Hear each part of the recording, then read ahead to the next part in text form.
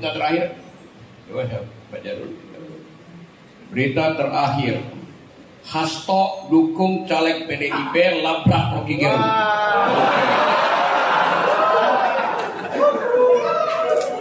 Dia sebut itu kebebasan berpendapat. Oke, fair enough itu. Tapi pendapat hanya disebut pendapat kalau ada yang menentang. Beda menentang berpendapat dan menghalangi orang berpendapat. Yang saya alami, pendapat saya dihalangi, bukan ditentang. Itu keduanya Hasto.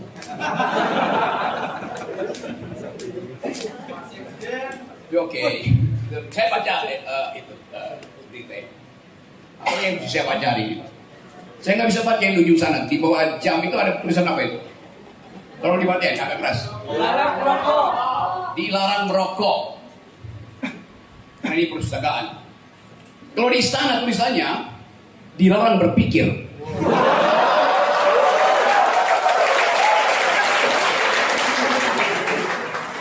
Karena itu saya dihalangi untuk berpikir. Berpikir hanya disebut berpikir kalau bisa diucapkan. Gak mungkin pikiran saya itu tidak saya ucapkan. Dan saya ucapkan dengan cara tajam. Saya berhak bebas memilih pilihan kalimat. Maka saya sebut bajingan tolol. Dan itu dibenarkan oleh dosen saudara. Ya. Pak Rido Al-Hamid. Kenapa begitu? Kenapa dibenarkan? Karena saya melakukan public outcry. Marah terhadap keadaan. Orang yang merasa disolimi, dia mesti berteriak sekeras-kerasnya. Cari asbab nusulnya. Supaya saya nanti quote di pengadilan. Jadi hak saya untuk marah pada presiden. Presiden tidak boleh berbalik memarahi saya. Karena secara moral saya ada di atas presiden. Secara moral saya di atas presiden. Saya punya kedaulatan rakyat. Presiden tidak punya kedaulatan. Human dignity, martabat manusia di dalam status dia sebagai insan. Martabat warga negara dalam status dia sebagai warga negara. Dan itu melekat seumur hidup saya sebagai warga negara. Saya punya hak atas martabat dan saya punya hak atas kedaulatan. Presiden punya kedaulatan? Tidak ada. Saya tidak pernah menyerahkan kedaulatan pada presiden. Yang saya serahkan adalah hak politik saya. Demikian juga DPR. Tiba-tiba DPR klaim kami memegang kedaulatan rakyat. Dari mana kita kasih? Kedaulatan rakyat itu identitas terakhir dari warga negara, kedaulatan rakyat, kedaulatan dia sebagai rakyat. Kalau diserahkan, habis dia sebagai rakyat. Jadi kedaulatan rakyat tidak boleh diserahkan. Yang boleh diserahkan adalah kepentingan politik. Karena itu yang relatif adalah kepentingan politik, yang absolut adalah kedaulatan rakyat. Itu hal pertama yang mesti kita kenali. Jadi presiden setiap 5 tahun dia dibatalkan, maka gak mungkin dia punya kedaulatan. Saya seumur hidup saya sebagai warga negara punya kedaulatan. Presiden setiap 5 tahun dibatalkan martabatnya, karena itu dia gak boleh punya martabat. Yang punya martabat manusia yang melekat pada dirinya seumur hidupnya. Ini nggak ada martabat presiden, nggak ada kedaulatan presiden. Jadi dungunya di situ. Tadi Pak Rido bahkan harus terangkan, Pak Rocky di sini aman. Harus diterangkan bahwa di kampus aman, di perpustakaan aman. Lo yang nggak aman di mana kalau gitu? Kan mestinya prinsipnya semua aman kecuali dinyatakan tidak aman. Sekarang dibalik, semua tidak aman kecuali dinyatakan aman. Yang gila negeri ini kan. Semua kampus harusnya aman. Gak ada ketakutan. Karena di sini tidak ada senjata, yang ada adalah pikiran. Kenapa takut pada pikiran? Yang takut pada pikiran adalah hanya orang yang ijazahnya palsu.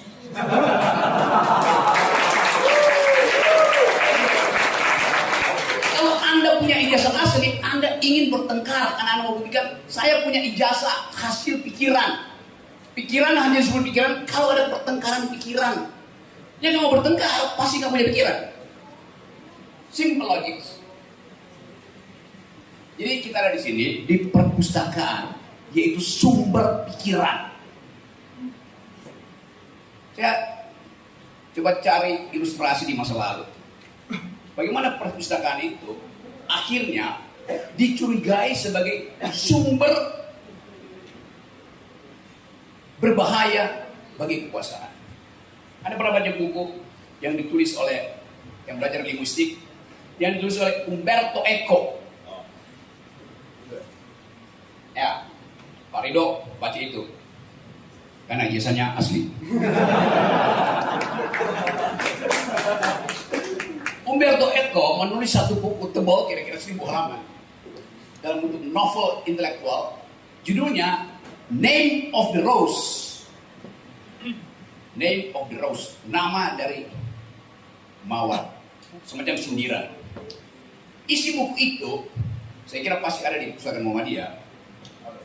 Isi buku itu menceritakan di abad 12-13, perpustakaan di Vatikan dilarang dimasuki oleh umum. Jadi bagi gereja Katolik waktu itu, perpustakaan adalah sumber pengetahuan yang hanya boleh diakses oleh gereja. Berbahaya kalau rahasia gereja. Gereja waktu itu sekaligus kerajaan gitu. Karena paus sekaligus pemimpin agama, sekaligus pemimpin politik. Jadi dicari akal supaya mereka yang menyusup masuk perpustakaan akan terkena bala, disebut akan ada kutukan dari Tuhan itu. Suatu waktu ada seorang rabi, seorang pastor yang agak radikal pikirannya. Dia diam-diam masuk ke ruang penyimpanan arsip di perpustakaan itu. 5 jam kemudian dia ditemukan tewas, mati. Artinya si Romo ini yang berusaha untuk membaca pengetahuan dikutuk oleh Tuhan karena dia melanggar larangan Tuhan. Umberto Eco berupaya membongkar skandal ini dengan novel Name of the Rose. Umberto perlahan bertindak seperti keahlian Pak Saud sebagai penyidik. Lalu dia mulai mengerti bahwa semua buku yang mengandung rahasia yang membahayakan kekuasaan Vatikan pada waktu itu diberi racun di ujung kertasnya. Kau pinjam bukunya. Bagian ini diberi racun kecil. Karena kebiasaan orang buka pada waktu itu pakai ludah. Jadi waktu dia buka halaman itu, racunnya masuk ke ludahnya.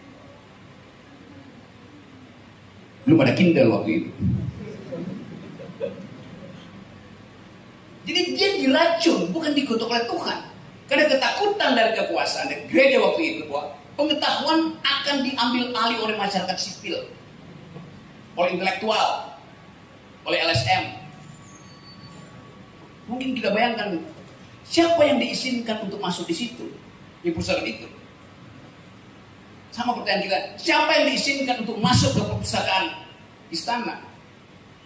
Cuma buzzer. Karena mereka tahu buzzer nggak mungkin membaca, aman. Itu yang terjadi di dalam masyarakat kita hari ini. Kemarin saya Refli, teman-teman, dipersekusi di situ di Jogja. Tulisannya gede-gede. Jogja adalah kota pelajar. Rocky Gerung dilarang datang ke Jogja. Emang yang undang saya buser apa? Yang undang saya mahasiswa yang adalah pelajar. Kan gila cara mengerti itu. Jadi kalau saya Refli Harun, teman-teman semua di sini dilarang bicara di Jogja, maka Jogja akan berubah dari kota pelajar menjadi kota buser.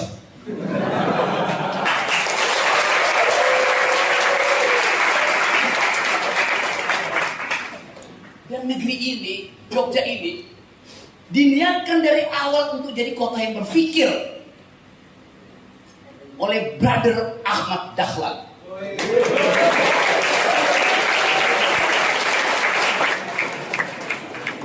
Anda bayangkan, kalau pada waktu itu, berapa tahun sebelum kemerdekaan?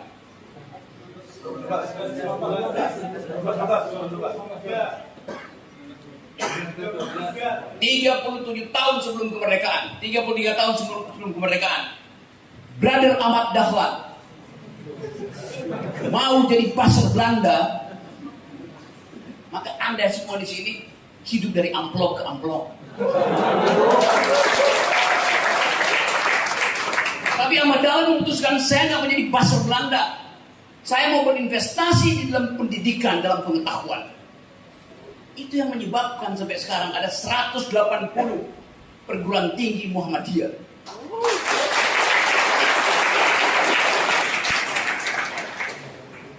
Dan kalau Muhammadiyah satu hari berhenti berpikir, IQ nasional kita drop 70%. Dan sekarang tinggal 70 memang. Itu pun disubsidi oleh Muhammadiyah. IQ nasional kita pasti disubsidi oleh Muhammadiyah. Sekolah Muhammadiyah ada di mana-mana, bermutu. Stunting per hari ini, kekurangan gizi, prevalensinya 20% ke 25%. Artinya dari 4 bayi yang lahir, 1 pasti kekurangan gizi. Karena hak si bayi untuk memperoleh susu, kacang hijau, daging berubah menjadi hak jalan tol untuk dapat aspal dan semen.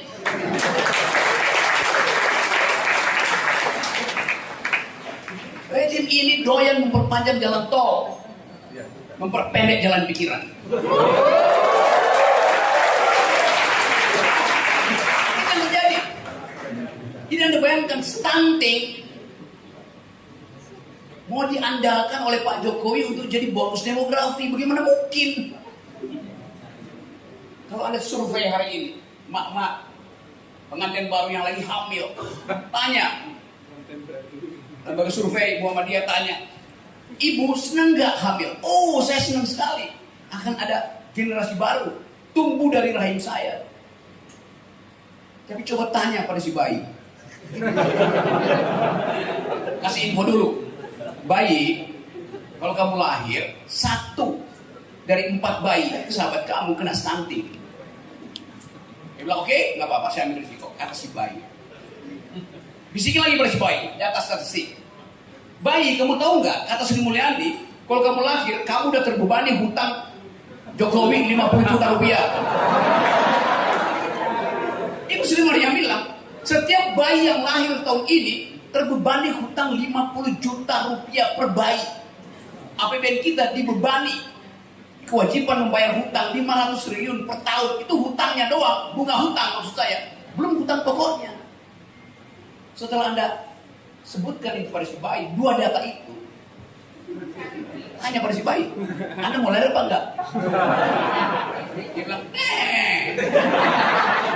kembalikan saya pada rahim ibu. Dia nggak mau lahir, karena dia tahu bahwa nggak ada gunanya dia lahir kalau mesti bayar utang rezim hari ini dan harus mengalami kekurangan gizi.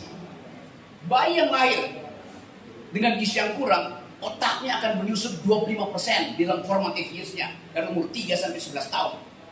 Dia nggak mungkin berkompetisi dengan bayi Singapura, Filipina, Vietnam, Thailand. Jadi kalau Anda dengar Jokowi bilang bonus demografi, itu adalah omong yang kosongnya sangat besar. Faktanya nggak mungkin. Anda mau kompetisi apa di 2045 kalau investasi itu dipakai untuk jalan tol, bukan untuk jalan pikiran? Itu poinnya tuh. Kompetisi di masa depan adalah kompetisi ide. Dan itu yang diajarkan oleh Brother Ahmad Dahlan.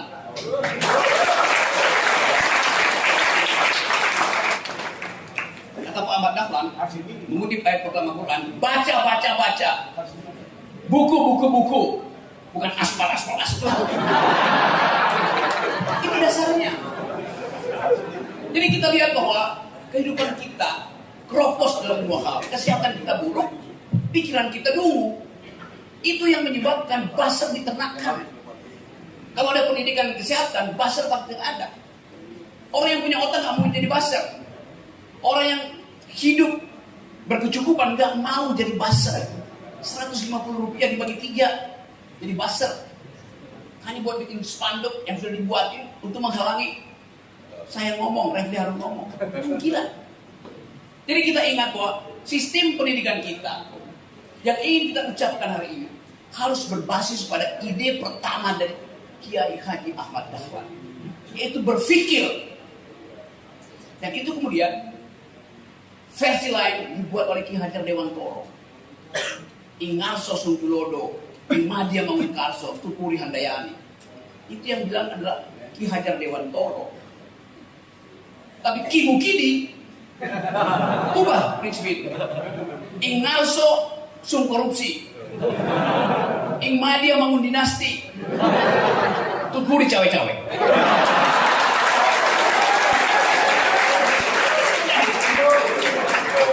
Fakta-fakta itu ada. Dan Anda lihat bagaimana Pak Jokowi merasa senang karena ASEAN kemarin sukses. Apa tanda sukses? Kutip keterangan Wakil Presiden Amerika Serikat Kamala Harris. Kamala Harris bilang begini, terima kasih Pak Presiden, kami senang ikuti KTT karena makanannya enak, karena pestanya keren. Bahkan Kamala Harris bilang begini, belum pernah ada KTT sebagus Indonesia, tuan rumah. Apa? Lebih dari Hollywood. Ujian kah itu atau makian? Dia nyindir pada kita. Pada saat yang sama, ketika pesta ala Hollywood itu ada di Senayan, di Batam, sebuah kampung yang tumbuh dari tahun 1834 digusur oleh negara supaya ada investasi pabrik kaca dari Cina. Sekolah digusur, anak-anak berteriak-teriak, mak-mak pingsan, hanya untuk mengundang modal asing dari Cina. Jadi problem kita adalah apa yang disebut arah pembangunan. Gak ada, karena gak ada ide di dalam pikiran presiden. Jadi betul bahwa nanti akan ada kompetisi pemimpin berikutnya, yaitu siapa yang punya ide tentang keadilan, siapa yang punya ide tentang pertahanan dunia, siapa yang punya ide tentang lingkungan. Itu yang harus Anda pilih sejak sekarang. Jadi tunggu. Saya ingin, jangan Anda pastikan sekarang. Tunggu ketika ada perdebatan presiden itu di forum-forum akademis. Kemudian semua dia undang Anies, undang Prabowo, undang Ganjar. Kita mau lihat siapa yang otaknya berisi, siapa yang... Supaya kita jangan memilih orang yang ada di baliho tok. Balihonya besar, iya, tapi bisa otaknya kecil. Uji di sini. Jadi sekali lagi teman-teman, habis waktu saya 2 menit lagi. Jadi pastikan bahwa di sini tempat kita menapis kebohongan, kedunguan para caleg, para capres. Mereka yang lolos dari Muhammadiyah, dia kita izinkan untuk memimpin Indonesia. Assalamualaikum warahmatullahi wabarakatuh.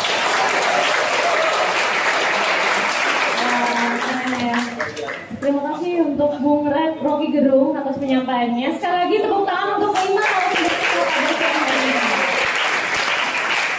Oke, gimana teman-teman udah sedikit tercerahkan ya? Dan mungkin teman-teman di sini sudah banyak mencatat nih pertanyaan-pertanyaan yang nanti mau dilontarkan ke 5 pemateri kita. Tapi sebelum itu teman-teman, saya mau mempersilakan kawan-kawan saya yang ada di pojok kanan itu untuk memberi tanggapannya. Jadi biar teman-teman itu gak diam-diam aja di sana ya. Jadi fungsi mereka untuk menanggapi apa yang tadi sudah dinarasikan oleh narasumber kita pada siang hari ini. Oke, yang pertama langsung saja kepada Saudara Iqbal Khalidin, dipersilakan.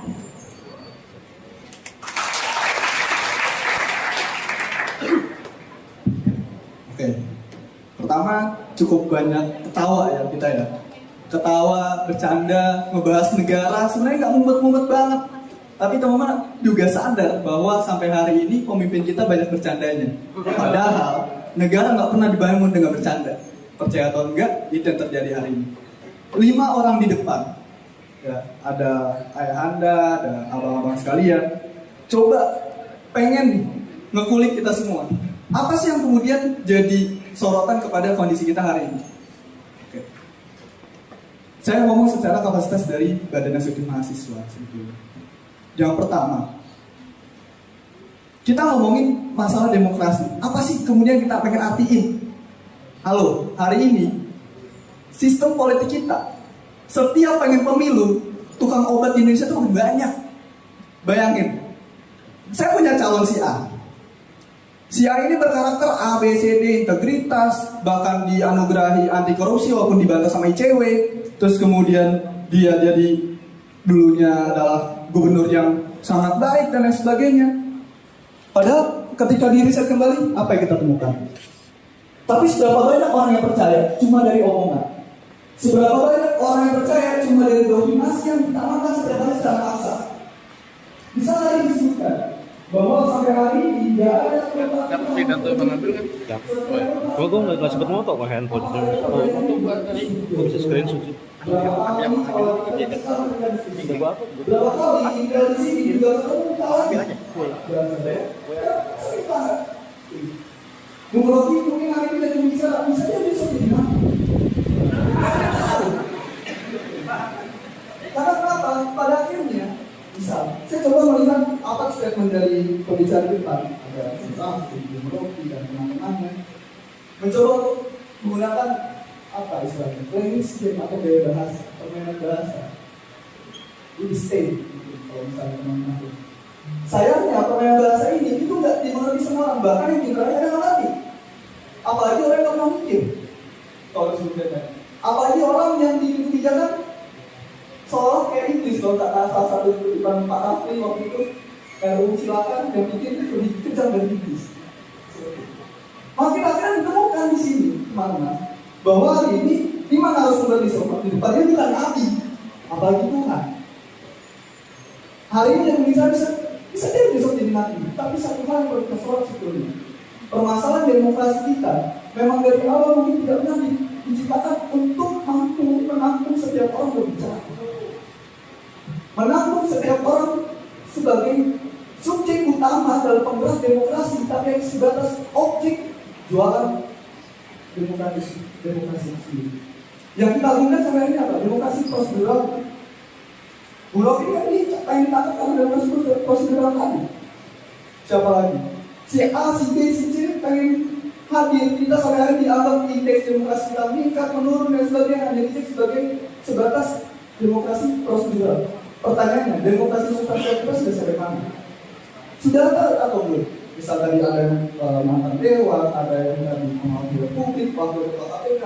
Sudahkah kita hari ini mencapai demokrasi substansial? Itu harus jadi pertanyaan kita sebetulnya tadi.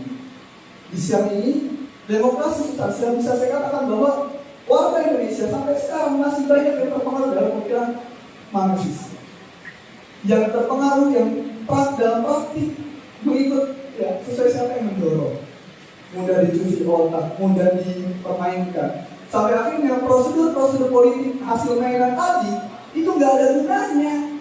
Oh, kita sendiri sudah dimainkan. 3 bakal calon presiden nanti, siapa yang paling punya gagasan? Tadi ada yang jawab Prabowo, ada yang jawab Ganjar, ada yang mendorong Anies. Hari ini misalnya dari 3 orang ini berani nggak? Misal paling simpel misalnya, berani nggak mereka untuk menjalani pendidikan gratis paling minimal di dasar menengah bahkan sampai memberi subsidi sampai mahasiswa? Ada yang berani sampai sekarang? Belum tahu. Dari 3 orang tadi misalnya, ada nggak yang berani misalnya Ganjar datang ke tempat wadah kemudian minta maaf depan publik? Ada? Enggak. Dia cuma ngomong, saya sudah menyelesaikan. Sudah selesai atau belum? Belum. 3 orang, berani nggak misalnya Prabowo minta maaf terkait kasus-kasus HAM masa lalu? Atau hanya berdua? Siapa yang hari ini mau menjawab itu? 3 orang ini sudah ada, mungkin saja begini. Mungkin saja nanti. Mungkin saja jadi jualan politik lagi dan mungkin saja kita akan melihat praktik jual beli obat lagi. Maka Saya rasa nanti bisa kita banyak perdebatkan teman-teman, karena saya tanggapan bukan dari saya saja, bapak-bapak sekalian, om-om sekalian. Tapi nantinya bisa lebih berdasar bagaimana demokrasi substansial ini bisa benar-benar terjadi. Saya lebih banyak bersama teman-teman di Jogja coba mendorong ada blok ataupun poros politik demokratik yang baru, menggabungkan kekuatan daripada teman-teman aktivis parlemen dan juga teman-teman aktivis media parlementer dengan gagasan, minta dengan gagasan.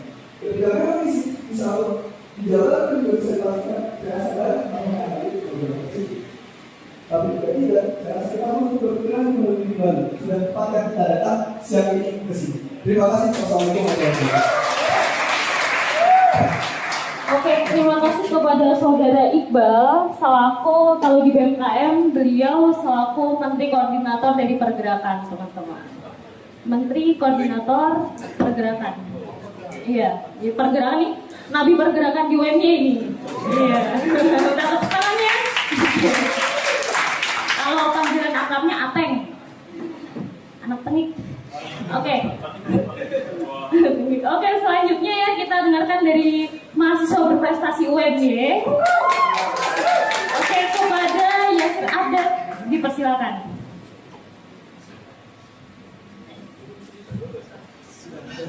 Assalamualaikum warahmatullahi wabarakatuh.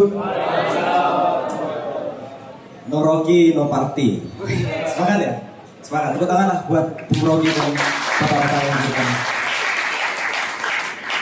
Ya, tadi saya sempat mendengarkan satu kalimat dari Pak Rocky tadi bahwa beliau menyampaikan bukan cuma pikiran yang disubsidi oleh pemerintah, tapi dari 660 triliun itu tadi Muhammadiyah bahkan mensubsidi bukan cuma pikiran, tapi mensubsidi finansial juga.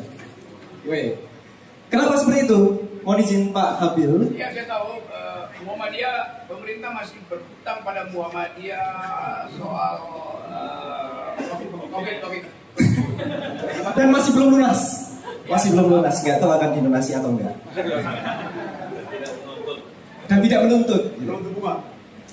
Dan tadi disampaikan oleh Bang Habil bahwa dari 660 triliun itu bagian mana yang digunakan untuk mencerdaskan kehidupan bangsa. Karena tadi saya menyampaikan bahwa Muhammadiyah saat ini bukan cuma mensubsidi pikiran tapi juga mensubsidi finance untuk negara. Saya adalah mahasiswa bidik misi. Kebetulan kalau misalkan di tahun ini namanya KIP. Kalau tadi nggak ada yang mengangkat tangan, saya angkat tangan sendiri. KIP. Nah, dari situ, bayangkan kita kuliah di sini tidak disubsidi penuh walaupun saya statusnya adalah bidik misi, tidak disubsidi penuh oleh negara. Tapi 70%-nya adalah ta'awun dari keluarga-keluarga Anda yang ada di sini.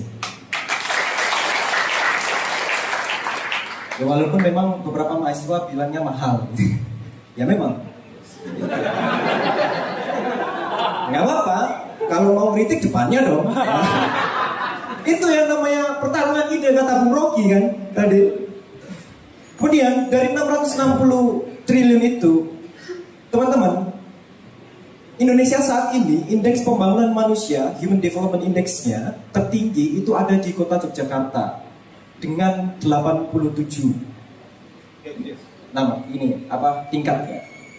Tapi Pak Rocky, kalau Pak Rocky saat ini jalan ke arah timur sekitar 1,5 jam, itu ada yang namanya Salt Mountain ya. Tahu Salt Mountain? Gunung Kidul. Nah,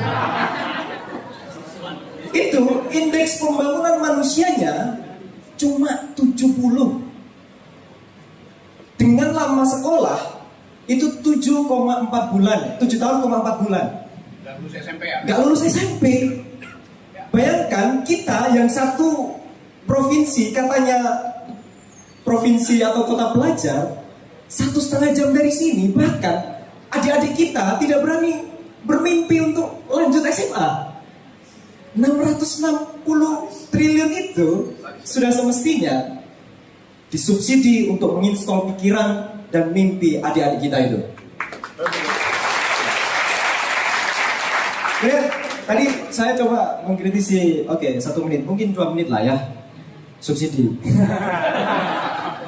Oke, coba mengkritisi Pak Rocky. Karena kalau misalkan kita manggut-manggut aja sama Pak Rocky, kayaknya nggak asik kan ya. Nah, bahwa Pak Rocky tadi bilang, oke, kehidupan kita saat ini sudah dijamin keamanannya walaupun di Perpus. Tapi teman-teman mungkin masih ingat beberapa waktu yang lalu ada seorang mahasiswa yang mempertahankan skripsinya, membuat sebuah produk yang digunakan untuk memotong kayu. Dan itu diposting oleh dosen pembimbingnya di TikTok, viral sampai jutaan views. Anda tahu komentarnya? Lebih baik anak SD daripada karya ini. Bayangkan, demokrasi substansial yang kita maksud dan kita harapkan saat ini, itu adalah bagaimana kita mendemokratisasi ide, tapi itu tidak bisa teman-teman sampaikan. Bahkan sekelas mahasiswa-mahasiswa saat ini sebagai orang intelektual, komentarnya bukan pada karya dia yang nanti bagaimana torsinya, bagaimana dia membuat, bagaimana ini efektivitas yang digunakan, tapi bilangnya adalah ini kok nggak layak untuk anak anak S1 tanpa ada karya yang dari dia bilang itu tadi. Boleh dia komentar, tapi tidak ada critical appraisal di situ. Demokrasi substansial yang mana? Sehingga saya coba mengkritisi Pak Rocky bahwa dengan kondisi seperti ini, kok rasa-rasanya tidak kompatibel dengan cita-cita demokrasi substansial yang kita harapkan dengan ada solidaritas, ada saling suportif, kemudian pertukaran ide dan gagasan. Tapi itu dibatalkan oleh teman-teman kita sendiri. Dan pertanyaan yang terpenting adalah instrumen dan aktor seperti apa yang pantas menjadi tonggak perubahan bagi demokrasi substansial kita. Oke, tepuk tangan lagi teman-teman untuk kedua penanggap kita pada hari ini. Selanjutnya mungkin saya persilakan untuk abang-abang dan juga ayah Anda ketika mau menanggapi. Kalau memang nggak ada yang mau ditanggapi lagi nggak apa-apa. Ada yang mau ditanggapi, oke. Silakan. Kalau kita ini benar ngelola uang, kamu tuh nggak ada yang bayar sekolah dan masuk rumah sakit, satu orang pun nggak ada.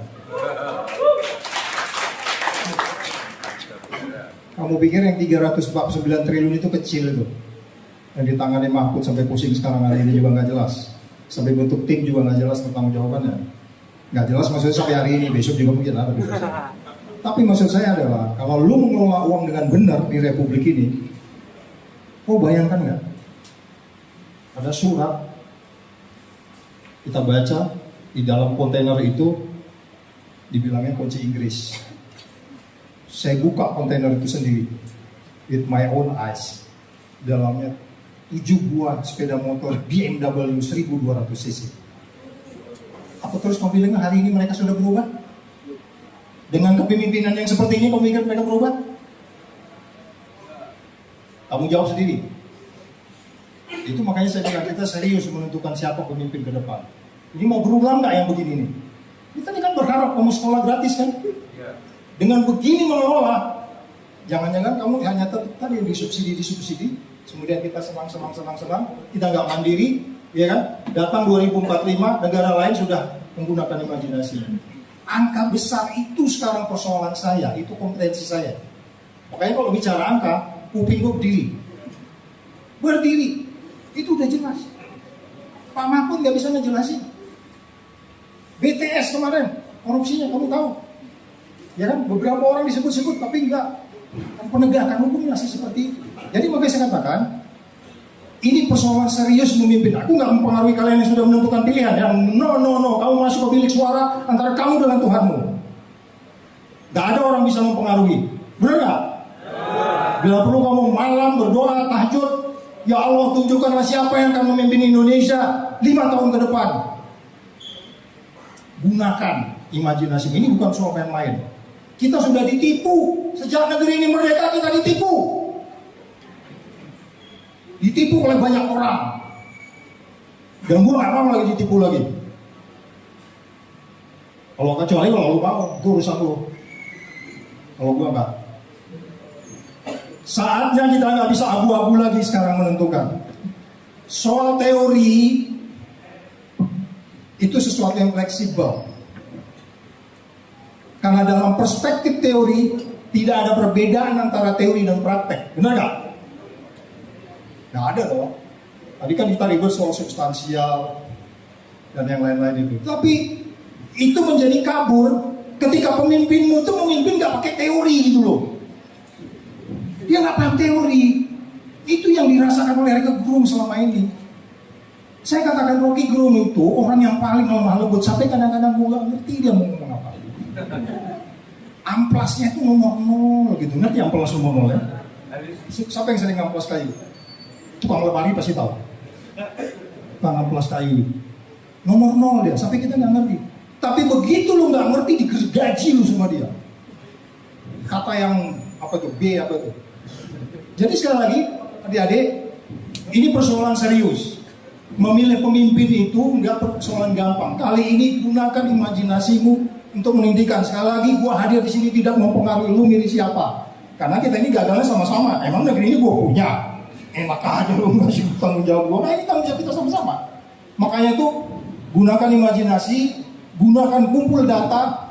Orang kecenderungannya tidak berubah, karakternya tidak berubah, stylenya nggak berubah, karena value di kepalanya berbeda.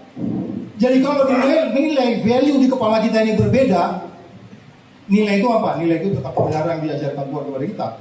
Kalau nilai itu nggak bisa, Anda mau punya uang berapa, gagal. Kenapa sawitnya? Rocky, kamu belum cerita soal sawit itu, cerita dong. Bisa nanti cerita. Nanti dia cerita. Biar karena dia agak dia alami, aku enggak. Aku cukup dulu ini dulu, lanjut. Atau Saya- oke, siap. Terima kasih. 3 menit ya? Ya, 2 menit aja. Oke, siap. Begini, tadi kita bicara demokrasi, ya. Saya ingin menyampaikan bahwa negara ini dibangun bukan berdasarkan demokrasi.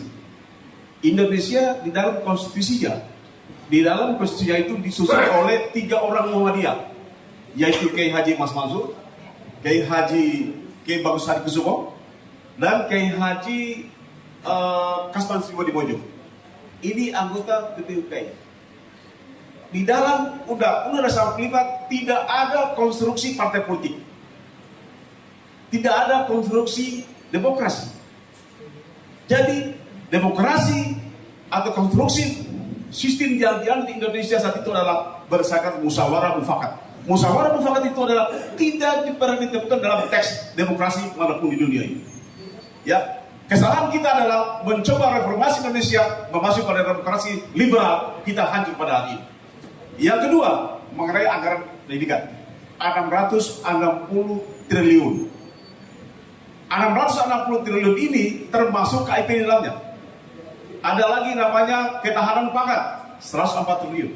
Ada lagi namanya adalah jaminan sosial, 406 triliun.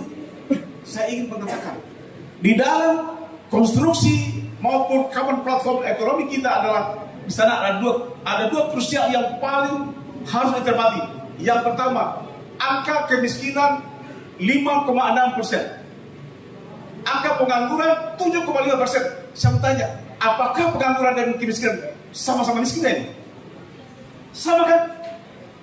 Pengangguran dan kemiskinan berarti totalnya adalah kita mengalami kemiskinan adalah 34%, 30%. 7,4 sampai 7,5 berarti 13%, totalnya adalah 34%. 30% ini apakah mereka sudah menikmati? Tidak. Oleh karena itu adalah harus memilih presiden, memilih pemimpin yang bisa mengaktualisasikan, merealisasikan janji-janji proklamasi. Apa janji proklamasi? Dan ini bukan demokrasi ya. Yang satu, menjaga seluruh tumpah darah Indonesia. Ini janji proklamasi. Yang kedua adalah memajukan kesejahteraan umum. Dan yang ketiga adalah mencerdaskan kehidupan bangsa. Sampai hari ini belum ada satupun presiden ya yang mungkin zamannya Pak Harto bisa melalui bangunan. Tapi kalau kita dari 3 calon presiden sekarang ini, kalau kita sandingkan, jangan bandingkan, sandingkan siapa dari 3 calon presiden ini yang bisa merealisasikan dan mengalihkan anggaran 1.200 triliun menjadi modal kerja, modal usaha untuk mahasiswa yang lulus dari perguruan tinggi menjadi pengusaha. Siapa? Menurut saya adalah hanya Anies Baswedan. Terima kasih. Terima kasih banyak atas jawabannya, Pak. Mungkin ada yang mau menanggapi kembali atau langsung perlu merespon ini. Sekaligus mengantisipasi pertanyaan berikut. Bisa. Oke ya. Soal substansial development. Kamu jurusan apa? Saya HI. HI, hubungan internasional. Oke. Coba kita lihat doktrin di dalam hubungan internasional hari ini. Kalau kita belajar teori hubungan internasional, yang ada di kepala kita adalah buku Hans Morgenthau, right? Judulnya adalah, saya hafal, Politics Among Nations. Saya lebih paham arti dari dia. Doktrin dari Hans Morgenthau adalah namanya Politics Among Nations.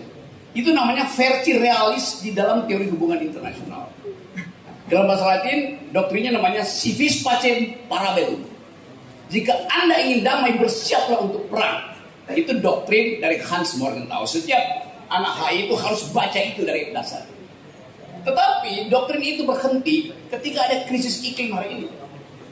Hans Morgenthau ditinggalkan bahkan oleh Amerika sendiri, yang menganggap bahwa itu artinya pertahanan demi pertahanan dan bangsa di dunia akan saling memangsa karena ada soal krisis lingkungan yang belum pernah dideteksi oleh Hans Morgenthau di awal teori itu dibuat kira-kira tahun 40-an. Jadi ada paradigm shift, ada perubahan paradigma di dalam teori hubungan internasional. Perubahan yang paling bermutu, paling signifikan terjadi bulan Januari tahun lalu, tahun ini. Di Davos. Davos itu tempat politisi internasional dari G7, negara-negara maju, bertemu dengan CEO dunia, yaitu pemimpin perusahaan-perusahaan besar, termasuk Elon Musk di situ. Dan mereka merumuskan bahwa kedamaian dan keadilan tidak bisa lagi dicapai melalui kompetisi senjata dan kompetisi ekonomi. Dengan kata lain, doktrin akumulasi harus dihentikan. Pindah pada doktrin distribusi. Dari individual rights pergi pada keadilan sosial. Jadi di dunia bahkan ide tentang keadilan sosial sudah diucapkan oleh justru para kapitalis. Di Davos, satu kota di ketinggian 4.000-5.000 di Swiss. Jadi doktrinnya berubah.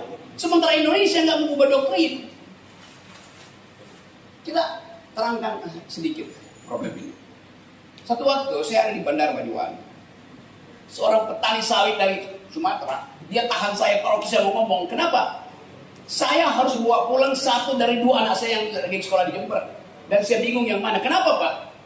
Karena tadi malam saya bertengkar dengan istri saya. Harga sawit yang dijanjikan Jokowi stabil, mungkin di harga 2.000, pada waktu itu jatuh 900 rupiah. Bapak itu bilang begini, saya percaya pada Pak Jokowi. Karena saya bikin perencanaan. Harga sawit kira-kira 5 tahun akan 2.000, berarti saya bisa sekolahin 2 anak saya. Tiba-tiba harga sawit jatuh. Dia marah dong. Loh ini bagaimana nggak ada jaminan dari negara? Karena negara ini negara kesejahteraan, bukan negara liberal.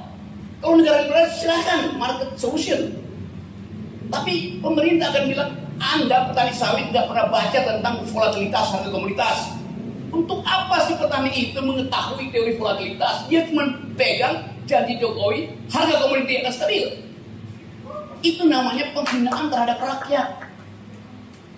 Di Eropa, kalau tomat naik 0,0 sekian euro, Perdana Menteri jatuh. Ini BBM udah naik 30%. Santai aja tuh. Gak ada rasa malu untuk menerangkan. Jokowi bilang lagi itu harga internasional. Yang kita subsidi kan tetap tuh. Tetapi yang naik itu adalah harga-harga yang market global. Pada saat yang sama Pertalite-nya dihilangkan. Anda cari Pertalite di mana-mana, nggak ada. Dalam upaya untuk deal dengan global market policy, itu penghinaan terhadap prinsip tadi yang terangkan oleh kawan kita itu. Negara ini tidak didesain untuk sistem kapitalistik. Ada 3 pemain ekonomi di kita. 1 korporasi, 2 adalah BUMN, 3 adalah korporasi.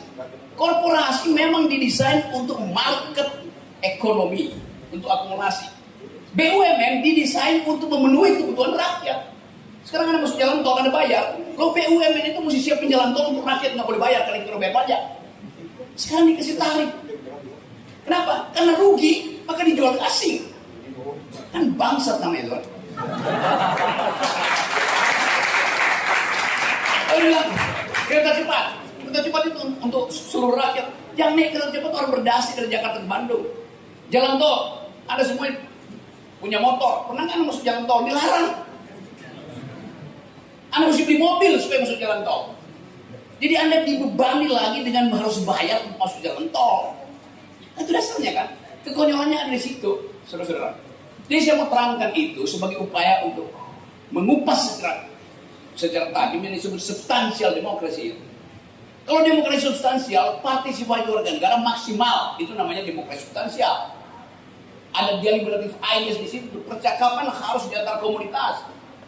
Itu dasarnya demokrasi substansial. Nah, yang sekarang itu nggak terjadi. Kenapa? Saya teruskan lagi ideologinya. Boleh ada yang namanya market ekonomi. Karena diperlukan inisiatif swasta 1 menit lagi untuk membangun. Bung, 1 menit. Oke, dalam 13 detik. Yang boleh adalah market ekonomi, bukan market society. Bukan market society. Sekarang tadi kita sebut kita warga negara. Faktanya kita bukan warga negara. Faktanya kita dibikin konsumen.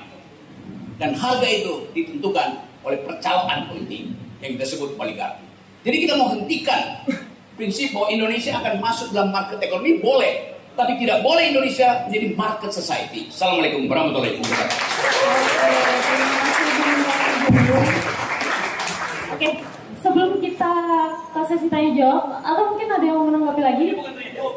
Tadi udah Iya, setelah ini dari peserta. Tapi kita mau breaking dulu sebentar nih, Bung dan Ayahanda, karena kita punya mahasiswa di sini dari mahasiswa WB yang menjadikan seni sebagai alat perjuangan. Oke, mungkin langsung saja dipanggil ya untuk teman-teman di Senesia. Silahkan maju ke depan. Oke.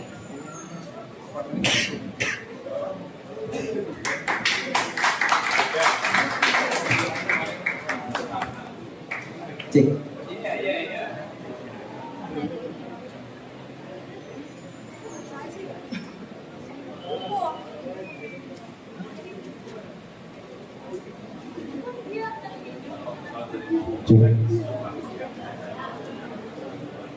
Oke, jadi di Sinemesia ini ada dari kawan-kawan dari Fakultas Hukum UMY yang nantinya akan membacakan puisi dan juga ada akustik ya teman-teman.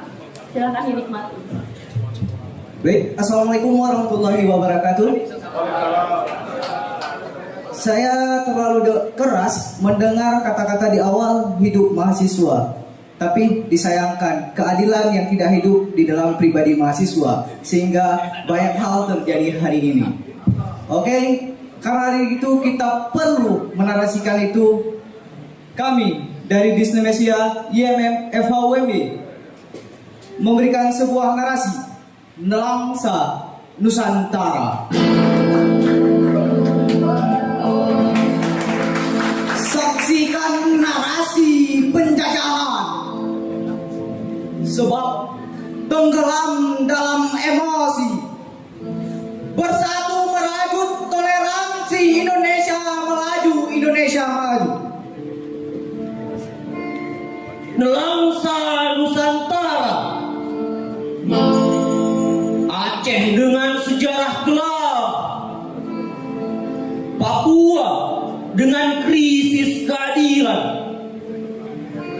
Jawa dengan penindasan, Kalimantan dengan eksploitasi.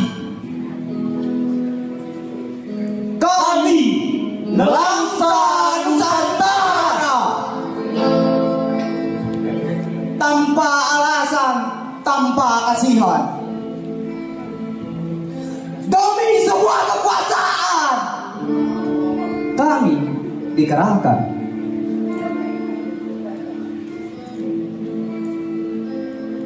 Kekuasaan mulai usang, ruang demokrasi mulai petang. Terdengar gendaran perang, terdengar gendaran perang, terdengar gendaran perang, saling menghantam dengan pedang. Rakyat tumbang, pemimpin berang, musuh pun senang. Suara rakyat menjadi pelita yang menyala. Bukankah demokrasi seharusnya menciptakan kesejahteraan dalam dialog dan kebijakan yang berbicara, di mana keadilan yang diharapkan? Oi pemerintah, kemana arah negara ini? Kemana arah demokrasi ini? Apakah ini hanya sebatas puisi teman-teman? Atau hanya strategi mencari simpati? Hei kau yang menyebut ini demokrasi, apa ini demokrasi? Bukan demokrasi.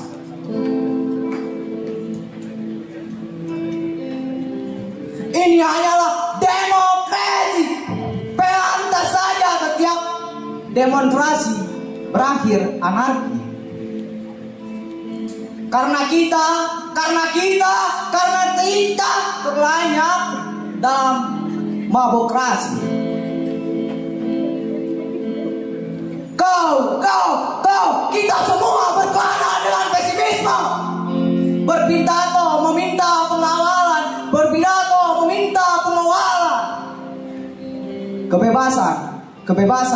Kebebasan kian diikrarkan milik Tuhan. Oi Tuhan, demokrasi bukan sebatas narasi. Demokrasi lahir dari mereka yang memiliki hati. Demokrasi milik mereka yang punya hati, bukan untuk mereka yang mencari kursi. Tanpa kenal batasan karya, biarkan kami berbuat jujur, aktif, mudah diatur. Siapkan aturan untuk bertempur. Rumah kami jangan digusur. Akan terus ku ulangi. Uangku semakin banyak, uangku semakin menumpuk. Kau mati, kau bodoh. Siapa suruh jadi miskin? Siapa suruh pilih aku? Sekian, terima kasih. Keadilan banyak untuk diskusinya. Oke, langsung aja ya teman-teman. Setelah tadi kita ice breaking sebentar, ini kita buka buat 3 penanya ya. Baik, oke. 3 penanya langsung di satu termin.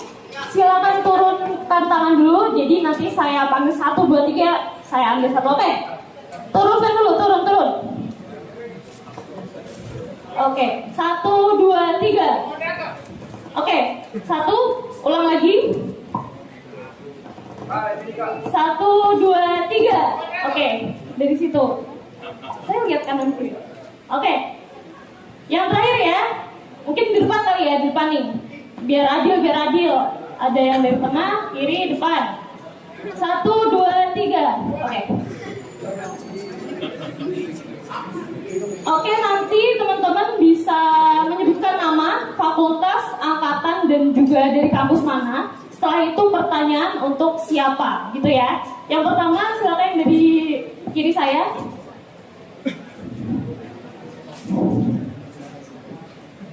Cek. Baik, bismillahirrahmanirrahim. Assalamualaikum warahmatullahi wabarakatuh.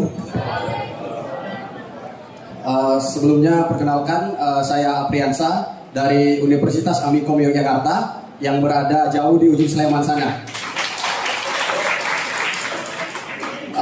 Sebelumnya saya ingin mengucapkan terima kasih terlebih dahulu kepada rekan-rekan dari BMKM UMY telah menyediakan wadah buat kami untuk ikut berdiskusi, karena tentu dengan kejadian yang kemarin di dekat kampus kami, Bung Rocky dan teman-teman dipersekusi oleh yang lain, tentu dengan hal itu membuat kami jauh dari ujung sana untuk ke sini demi keamanan, dan alhamdulillah perpustakaan UMY menjamin keamanan itu bersama teman-teman BMKM. Terima kasih.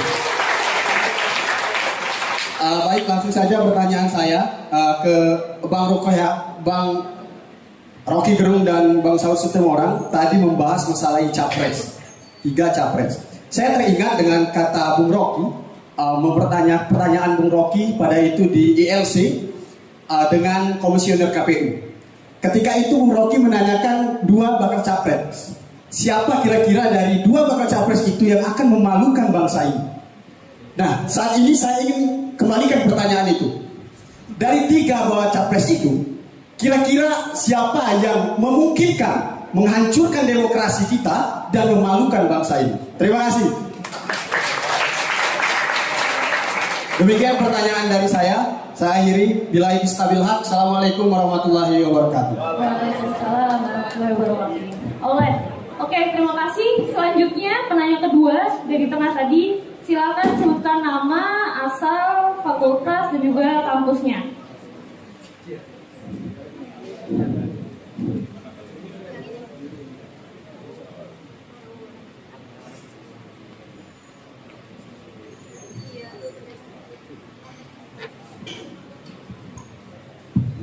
Baik, tes. Assalamualaikum warahmatullahi wabarakatuh. Selamat sore teman-teman semua. Perkenalkan, nama saya Muhammad Alifian Mukrizal, mahasiswa Ilmu Pemerintahan Universitas Muhammadiyah Yogyakarta angkatan 2019. Baik, sebelumnya seperti yang kita lihat bahwasannya merosotnya demokrasi saat ini tentu harus ada upaya untuk membenahi ataupun untuk selamatkan demokrasi agar terus berada pada fungsinya. Nah, seperti yang saya teringat yang Bung Rocky pernah katakan bahwasannya jika ingin menyelamatkan bangsa Indonesia maka gugurkan elitnya, bahkan bunuh elitnya. Nah, seperti yang kita ketahui juga bahwasannya tahun ini adalah Indonesia sedang berada dalam tahun politik yang dimana ada dilakukannya pemilu mulai dari pemilihan pilkada, legislatif hingga pemilihan presiden. Nah, tentu di sini terjadinya reshuffle atau di sistem pemerintahan pusat maupun sistem pemerintahan daerah. Dan ini adalah sebagai langkah awal bagi bangsa Indonesia untuk bisa membawa arah gerak Indonesia selama 5 bahkan 10 tahun ke depan. Nah, pertanyaan dari saya teruntuk Bung Rocky, upaya ataupun strategi apa sih yang bisa dilakukan untuk bisa mengembalikan demokrasi itu pada fungsinya? Karena Bung Rocky juga pernah katakan bahwa bukan tugas saya untuk mencari solusi itu. Namun sampai kapan Bung? Kita hanya bisa membungkam solusi itu, sampai kapan kita bisa melihat bahwa demokrasi tidak lagi pada fungsinya, sampai kapan kita hanya diam ketika kedaulatan tinggi rakyat tidak lagi berada di tangan rakyat. Mungkin ketika solusi itu tidak kita dapatkan pada kekuasaan, pada elit politik di sana, kenapa tidak kita sebagai masyarakat memberikan solusi? Siapa tahu dan barangkali dengan adanya forum ini, para elit politik di sana bisa mendengarkan solusi-solusi yang kita sampaikan pada saat ini agar demokrasi bisa substansif dan berada pada fungsinya. Terima kasih. Mungkin wassalamualaikum warahmatullahi wabarakatuh. Oke, langsung aja penanya ketiga kita. Silakan. Minta tolong mic-nya.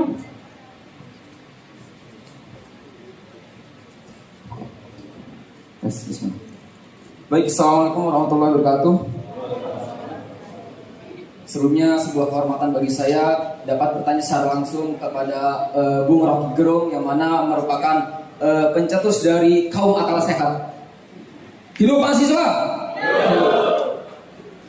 Baik Bung Rocky, mungkin pertanyaan saya nanti cukup mendasar ya. Jadi begini Bung Rocky, sejatinya kita sebagai manusia itu adalah makhluk yang sudah ada nalurinya untuk condong terhadap suatu kebenaran. Nah, seburuk-buruknya apa yang kita perbuat, pasti hati kita tahu mana yang hak dan mana yang batil. Nah, setelah saya amati sedikit, manusia itu ada fase-fasenya Bung. Dimulai dari kita saat ini sebagai mahasiswa, yang mana kita sebagai mahasiswa saat ini sangat getol sekali menyuarakan yang menjadi hak-hak dan yang menjadi hak-hak dari masyarakat. Nah, Setelah itu kita akan masuk ke mana kita dapat masuk ke lingkungan birokrasi, yang mana di sana kita dapat memegang stakeholder yang dapat menentukan nasib hidup masyarakat. Namun PR-nya adalah banyak dari yang dulunya aktivis, Bung. Yang dulunya menyuarakan suara-suara hak masyarakat, namun ketika masuk ke dalam lingkungan birokrasi, mereka justru menjadi setan dalam birokrasi itu sendiri. Dan itu sangatlah membuat saya jijik ya atas apa yang telah mereka perbuat saat menjadi masuk ke dalam lingkungan birokrasi itu sendiri. Bahkan ini terjadi dalam kehidupan saya memiliki teman, Bung, yang mana dia merupakan aktivis mahasiswa juga. Dia pernah mengikuti demonstrasi untuk menyuarakan hak-hak masyarakat. Nah, saat itu saya berdiskusi dengan beliau. Beliau bilang kepada saya, intinya dia memegang suatu acara. Nah, namun dalam acara tersebut dia mengambil sebagian uang yang sebenarnya itu bukan hak dia, tapi dia ambil untuk kantong dia pribadi, untuk mengenyangkan perut dia pribadi. Nah, yang saya khawatirkan adalah pola ini akan terus berulang di mana kita sebagai mahasiswa saat ini sangat getol untuk menyuarakan kebenaran, tapi ketika kita menjadi aktivis, ketika kita masuk ke lingkungan birokrasi, malah kita juga melakukan hal yang sama, itu menjadi setan dalam birokrasi itu sendiri. Nah, kira-kira, Bung, bagaimana langkah-langkah atau yang harus menjadi pegangan kita untuk dapat berpegang teguh terhadap apa yang kita suarakan saat ini, gitu. Jadi harapannya kita tidak hanya semangat menyuarakan kebenaran untuk saat ini doang, tapi di esok hari kita juga menyuarakan apa yang kita suarakan seperti saat ini. Mungkin segitu saja. Terima kasih, Bung Rocky. Wassalamualaikum warahmatullahi wabarakatuh. Waalaikumsalam warahmatullahi wabarakatuh. Tadi dengan siapa ya? Muhammad Ridwan. Ridwan. Iya. Oke, mungkin langsung saja saya persilakan untuk dijawab. Oke.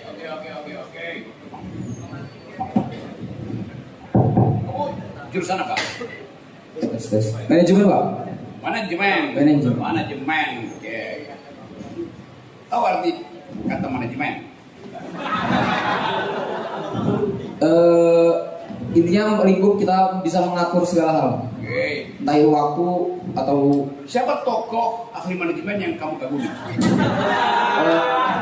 mungkin tokoh di praktis atau bagaimana? Ya, seorang di praktisi atau dia dosen atau jadi.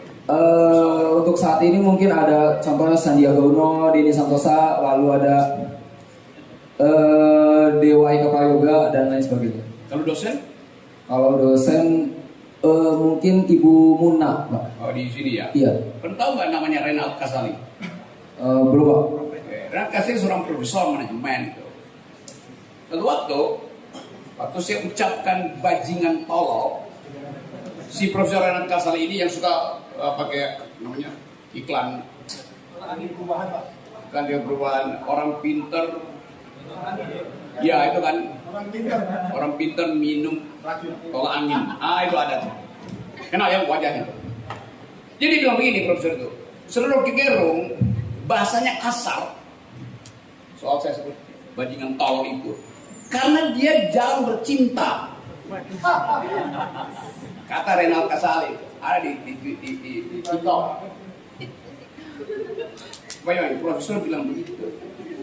Apa hubungannya antara kritik yang tajam dengan kurang bercinta?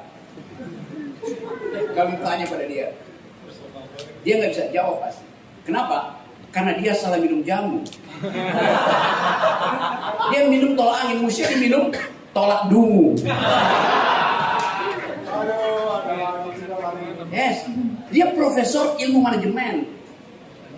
Artinya dia memanipulasi hubungan antara fakta dan preposisi atau teori. Manajemen artinya dari kata dasar manus. Manus artinya tangan.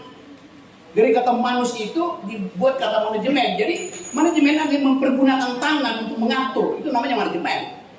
Di dalam ilmu kedokteran, kata manus itu adalah asal usul kata manipulasi.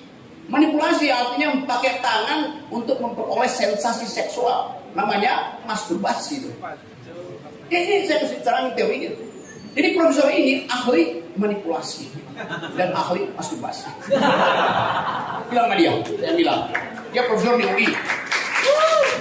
Inilah contoh guru besar dengan otak kecil. Itu dasarnya kan diviralin ya. Nanti saya bertengkar. Manajemen. Ada tadi yang bertanya pertama tadi siapa? Ya, dari mana kamu? Jurusan ilmu pemerintahan itu. Oke. Demokrasi itu adalah the government of reason through the government by the people. Demokrasi itu adalah pemerintahan akal melalui pemerintahan orang. Demokrasi itu bukan pemerintahan dari, oleh, dan untuk rakyat, bukan. Demokrasi membutuhkan pikiran. Jadi ilmu pemerintahan pertama-tama adalah ilmu untuk memikirkan keadilan sosial. Dan itu namanya politik. Politik hanya disebut politik kalau di dalamnya ada ide tentang justice.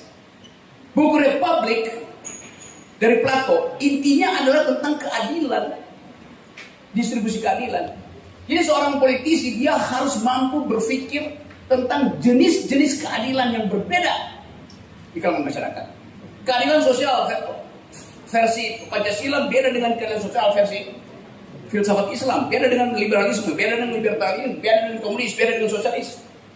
Itu sebabnya menjadi politisi itu jauh lebih rumit daripada menjadi sekedar seorang teknisi, seorang dokter. Di Italia, kira-kira abad ke-15 itu, ada pandangan bahwa politik itu adalah saya carikan keterangan lainnya. Ilmu politik adalah ilmu the highest of all sciences. Bahasa Indonesianya, politik itu adalah ilmu yang tertinggi di antara ilmu-ilmu. Karena dia rumit, dia mesti menerangkan jenis keadilan sosial di Jogja beda dengan jenis keadilan sosial di Semarang. Itu banyak Pak Ganjar di Jawa Tengah. Coba saya terangkan satu hal tadi ya. Sekarang saya masuk pada pertanyaan dia tadi. Dari sini ke sana ke tadi. Anda bertanya tadi, siapa yang mesti kita pilih? Atau kita bertanya, siapa yang tidak boleh kita pilih? Parameternya apa? Kan itu dasarnya kan? Tadi siapa yang nanya tadi? Kamu semester berapa sekarang? Jurusan apa? Ilmu pemerintahan semester 8. Rencana kamu buat DO semester berapa? Coba jawab. Iya, nggak ada rencana DO. Lihat, coba kita lihat. Bagaimana orang berpikir normal? Kenapa nggak ada rencana untuk DO misalnya? Kalau Anda udah tahu semua hal, kenapa nggak DO aja? Kan yang penting Anda punya pengetahuan. Ada orang yang nggak mau DO, tapi membeli ijazah palsu. Lebih baik DO tanpa ijazah. Katakan bahwa saya sudah punya pengetahuan, saya mau DO. Itu urusan tenaga. Coba kita uji cara kita menyeleksi pemimpin.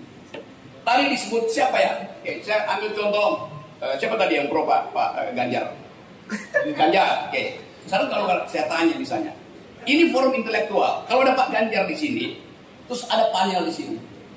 Pak Ganjar, saya pro Anda. Kalau saya Ganjar, saya akan tanya apa dasarnya Anda pro saya? Syumi, bayangkan saya Ganjar Pranowo. Anda akan jawab apa? Basis Anda memilih siapa? Ini kalau Ganjar jujur ya, mungkin Pak Ganjar ya oke, terima kasih sudah dipilih. Tapi kalau dia pemimpin yang bermutu, dia akan tanya, kenapa Anda pilih saya? Tanya pada Anies, siapa yang pilih Anies? Siapa yang pilih Prabowo? Anda mesti tanya pada Prabowo. Atau Prabowo akan tanya, kenapa Anda pilih saya? Kalau saya Prabowo, saya akan tanya padamu, kenapa Anda pilih saya? Mungkin dari track record perjuangan yang dari awal sampai akhir mau berjuang terus untuk menjadi presiden. Ada poin.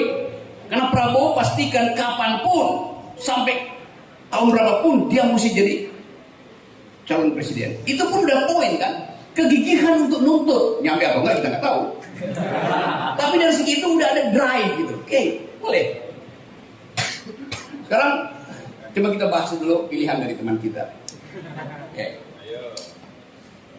Seseorang untuk jadi presiden dia harus diperintah oleh konstitusi. Apa tugas presiden? Melalui perintah konstitusi, bukan melalui perintah pasarnya. Tugas presiden menurut Undang-Undang Dasar 45 cuma dua. Satu, cerdaskan kehidupan bangsa. Kedua, pelihara fakir miskin. Hanya itu. Sekarang kita tanya pada Pak Ganjar. Sudahkah Pak Ganjar mencerdaskan kehidupan bangsa? Sudahkah Pak Ganjar memelihara fakir miskin? Pertanyaan BEM nanti begitu. Karena itu persyaratnya. Oke, kita buka statistik. Jawa Tengah tetap provinsi paling kaya di Pulau Jawa. Benar atau tidak? Allah. Kan Pak Ganjar akan bilang begitu. Lalu panel bilang, nih statistiknya. Jawa Tengah provinsi paling miskin di Pulau Jawa. Faktanya itu. Lalu orang bertanya, kalau begitu, apa hak Anda untuk pergi ke istana, sementara Anda nggak bisa menyelesaikan kemiskinan di Jawa Tengah? Timbul dialektika. Itu fairnya. Anda tanya pada Pak Anies misalnya, waktu Anda gubernur, indeks kemiskinanmu berapa? 7.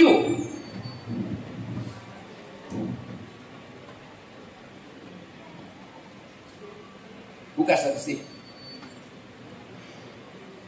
Benar, 7. Indeks kemiskinan itu, rasio kemiskinan semakin tinggi semakin buruk kemiskinannya. Anies 7. Bagus apa enggak? Tanya dulu Ganjar berapa? Ganjar 9,8. Jadi Anies lebih baik waktu memimpin DKI dibandingin Ganjar memimpin Jawa Tengah. Fair enough. Gak ada dusta di situ tuh. Lalu panelis ketua BEM tanya, kasih keterangan baru. Rasio kemiskinan nasional berapa? Ditanya pada Prabowo. Prabowo bilang 8. Benar Prabowo. Sekarang kita punya data. Anies dan Ganjar, Anies 7, Ganjar 9, rata-rata nasional 8. Artinya Anies mensubsidi Ganjar. That's the logic. Tanpa perasaan sentimen kita bilang datanya bicara begitu. DKI 7, Ganjar 9, nasional 8. Artinya DKI mensubsidi Jawa Tengah, Anies mensubsidi Ganjar. Logikanya begitu. Anda sentimen pada Ganjar? Bukan. Faktanya begitu. Dasarnya. Ini dalam soal kemiskinan. Dalam soal lain mungkin Ganjar bagus, tapi jarang. Ada kita lihat tadi diterangkan. Ini baru soal kemiskinan. Nanti pendukung Ganjar bilang, Pak Rocky, fair dong. Itu cuma soal kemiskinan. Bagaimana soal pendidikan? Buka data, gampang. Sekolah di DKI rata-rata tadi indeks pembangunan manusia termasuk di dalamnya indeks sekolahnya tinggi. Tinggi. Saya nggak sebut angkanya supaya nggak ada yang protes. Jawa Tengah, kota Semarang yang adalah ibu kota Jawa Tengah, setiap tahun ada 40.000 anak gagal masuk SMA. Dasarnya apa? Biaya hidup. Ada yang protes? Datanya bilang begitu. Jadi Pak Ganjar gagal mencerdaskan kehidupan Jawa Tengah dan gagal memelihara orang miskin Jawa Tengah. Lalu apa hak Pak Ganjar untuk pergi ke RI 1? Itu pertanyaan BEM, bukan pertanyaan saya. Saya bayangin. Imajinasi BEM mesti bertanya begitu supaya tajam. Gak ada sentimen, bongkar segala macam. Akan ada yang protes? Jelas dong. DKI adalah ibu kota, pasti kelas menengah tinggi. Ganjar kan provinsi. Fair enough. Kalau begitu kita uji lagi. Berarti pengalaman memimpin ibu kota lebih rumit daripada pengalaman memimpin provinsi. Saya mau terangkan cara menguji rasional. Pak Rocky berteman dengan Anies, ya memang dia teman saya. Tapi saya tetap kasih kritik yang hari pada Anies. 2 hari lalu saya masih kasih kritik dia. Oke, 1 menit lagi, Bang. Ganjar, saya kenal. Tapi Ganjar tidak pernah menelpon saya. Justru bosnya Ganjar, Hasto, hari ini menyatakan bahwa saya layak dipersekusi. Karena itu kebebasan berpendapat. Loh, pendapat itu dilawan oleh pendapat, bukan dilawan oleh fisik. Kan tolol namanya. Oke. Oke.